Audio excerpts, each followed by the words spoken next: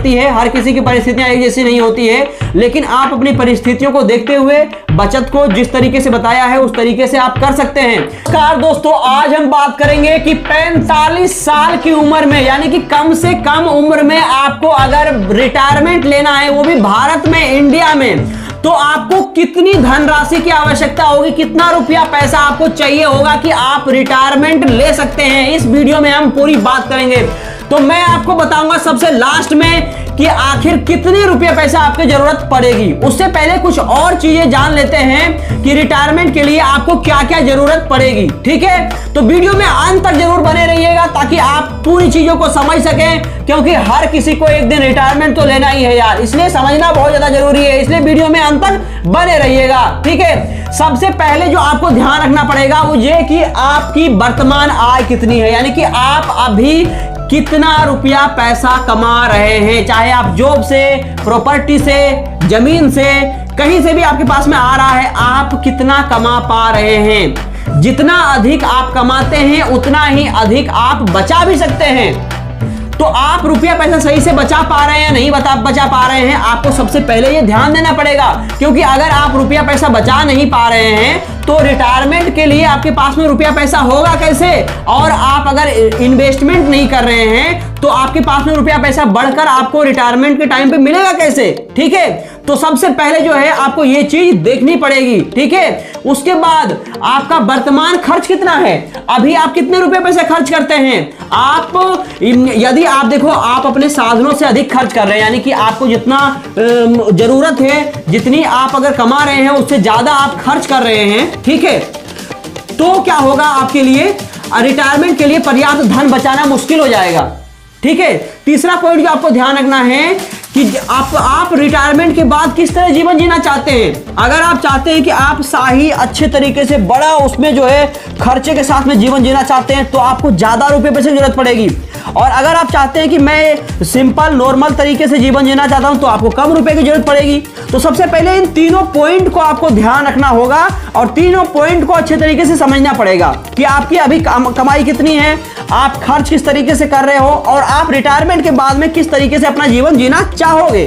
ठीक है, जब इन तीनों चीजों को आप सही तरीके से लिख लोगे और समझ लोगे, उसके बाद अब शुरू होता है रिटायरमेंट के लिए पर्याप्त धन बचाने के लिए आपको ये कदम उठाने हैं अब। ठीक है, तो सबसे पहले आपको क्या करना है, आपको देखो अभी तक पता चल चुका है कि आपको जो है कितने रुपए पैसे की जरूरत पड़ेगी, किस तरीके से आप जीवन जीना चाहते हैं, आप अभी कितना रुपया पैसा बचा पाते हैं। ठीक है, अब कुछ आपको टिप्स बताने जा रहा हूं जिससे कि आप जो है रिटायरमेंट जल्दी ले सकते हैं। ठीक है, सबसे पहले आपको क्या करना है, एक बजट बनाएं और उस बजट पे टिके रहें, यानी कि जो आपने बजट बनाया है उस पे टिके रहें। ठीक है, अपनी आय और खर्च का ट्रैक रखें, यानी कि आप कितना कमा रहे हैं, कितना आप खर्च कर रहे हैं, उसको देखते रहें कि आप कितना कमाई ज्यादा हो रही है, खर्चे ज्यादा हो रहे हैं। ठीक है, देखें कि आप कहां पैसा बचा सकते हैं, आपको हमेशा ध्यान देना होगा कि आप कहां कहां पर रुपया पैसा बचा सकते हैं, क्या करोगे आपकी ज्यादा पैसा आपके पास में बचेगा। ठीक है, तो आपको इन सब चीजों पे ध्यान रखना पड़ेगा। इसके अलावा अपनी बचत को बढ़ाएं,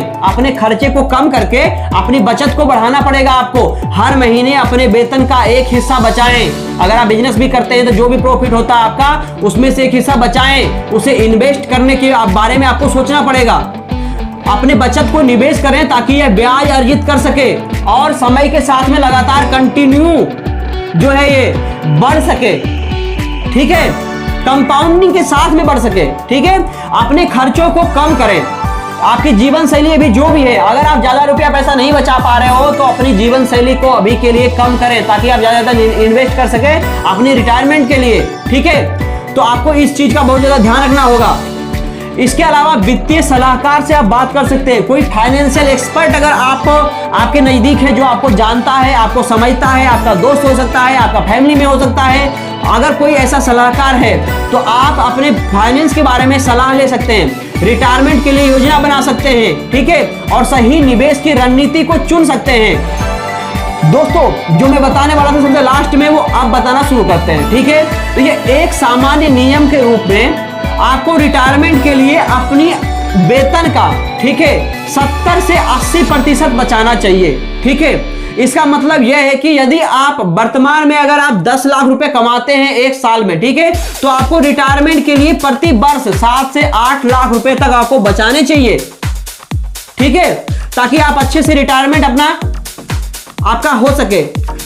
50% से ऊपर तो कम से कम बचाना ही बचाना चाहिए, ठीक है। अगर उतना भी नहीं बचा पा रहे हो तो 20% तो कम से कम है। 20% से कम में आप रिटायरमेंट के लिए जो है अपने बच्चों पे डिपेंड होना पड़ेगा आपको। और जब बच्चों पे डिपेंड हो जाओगे तो वो क्या पता देंगे नहीं देंगे, जैसे कि आज सोसाइटी में देखने को मिलता है हमें, ठीक है।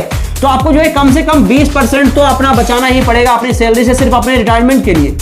अगर आप वो कर पाते हैं तो ठीक है, नहीं कर पाते हैं तो आगे आने वाले टाइम में आपके लिए दिक्कत हो सकती है, ठीक है।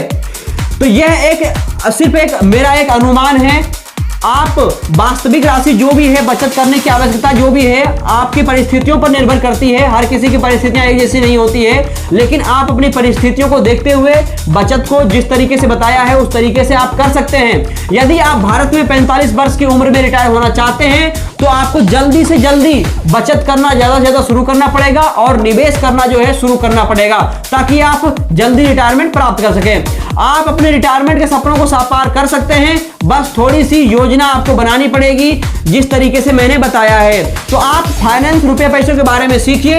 हमारे पास और भी इस चैनल पे बहुत सारे वीडियो बने हुए हैं कि आप सेविंग कैसे कर सकते हैं, बचत कैसे कर सकते हैं, ठीक है, अपना बजट कैसे बना सकते हैं। तो उन सभी वीडियो को जाकर आप देखिए, सीखिए उनसे और ज्ञान प्राप्त कीजिए। उसके बाद आप तेजी से रुपया पैसा बचा भी पाएंगे और इन्वेस्ट भी कर पाएंगे, ठीक है।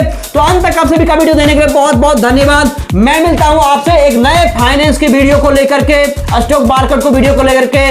तो तब तक के लिए आप देखते रहिए हमारे और वीडियो को देखिए। तब तक मैं आपको नए वीडियो के साथ में मिलता हूं अगले दिन। तब तक के लिए नमस्कार, बाय बाय।